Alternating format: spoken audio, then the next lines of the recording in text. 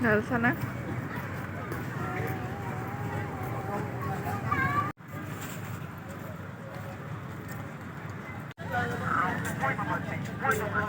đài toàn con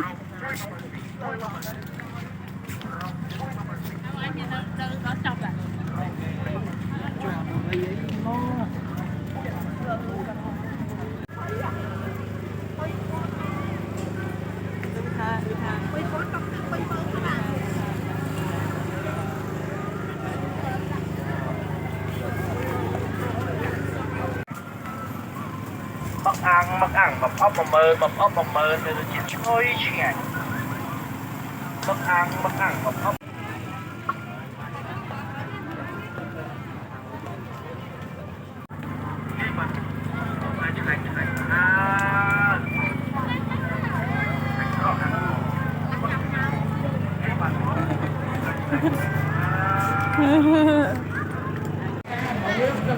liên căn bản giải hay một tân kỳ và bóc bó trong tôi biết tạm biệt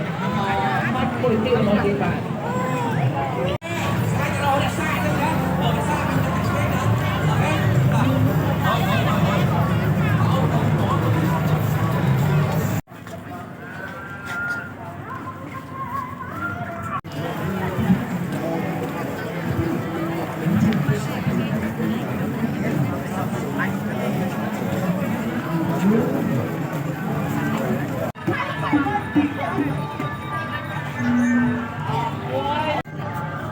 cây mở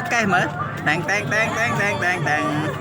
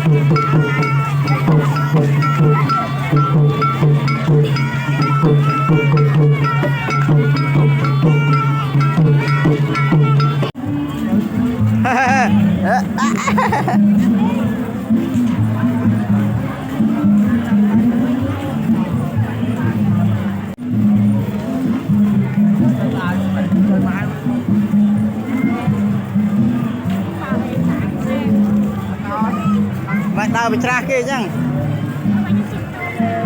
họ đào bị tra kia thế